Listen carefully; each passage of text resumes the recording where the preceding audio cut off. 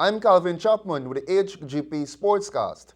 The government of Guyana has pledged $20 million to assist the Guyana Amateur Basketball Federation in hosting the 2016 Caribbean Basketball Federation Under-16 Championships this July.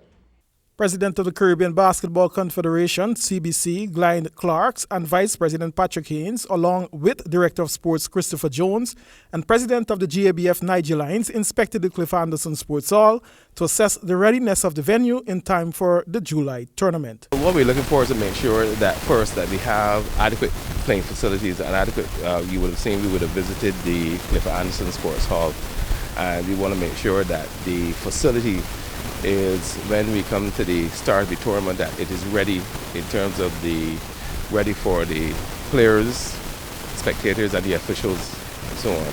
And also make sure that the facility is ready in terms of the equipment, backboards, shot clocks, and so on. In terms of technical equipment, that we're ready to play and have a good and competitive tournament. I believe it is. I'm hopeful. I believe that it's a lot of work to be done, but we've been assured by Christopher Jones that his team will work judiciously to get the facilities, both the playing facility and the practice facility, to get them up to par by the time the tournament is about to start.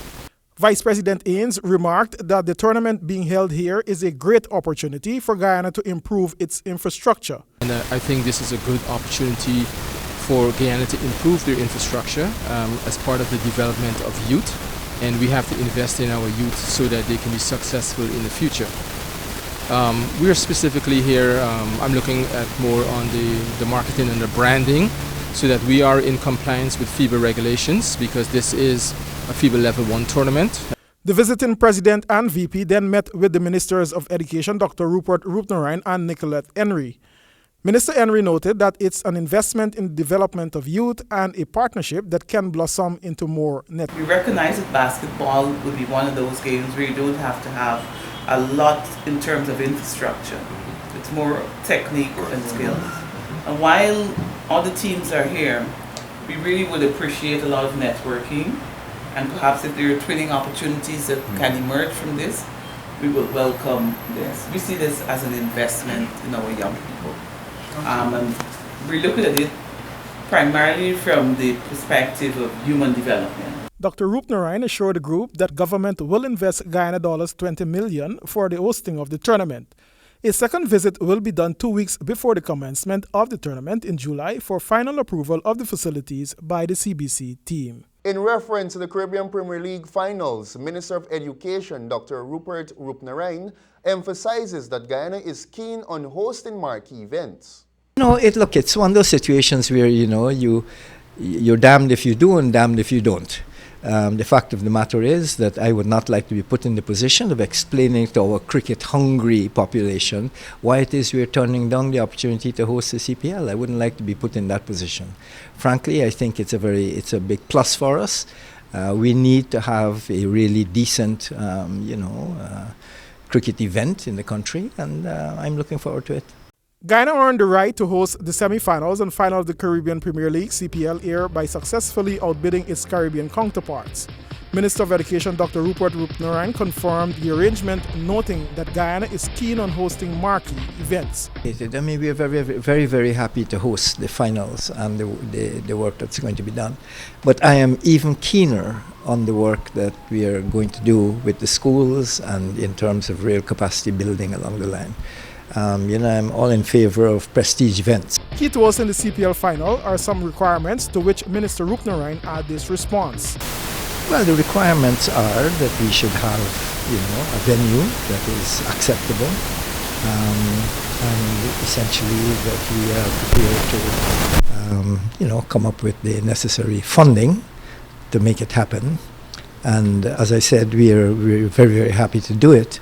But as I say, we are looking to get out of it much more than a prestige event. We're looking to see the way in which hosting it here is going to really uplift the sport throughout the school system in particular. Guyana pounced on the opportunity for several reasons, especially in the area of development and sports. But the truth is that we need to see in Guyana how this is really going to contribute to the development of sport, and especially among the youth. So we are looking forward to the engagement, and we are really looking forward to maximizing the occasion to get some of our developmental work done throughout the country. In addition to the semi-finals and final, Guyana will host 4 other CPL matches. Now here's what's happening this weekend.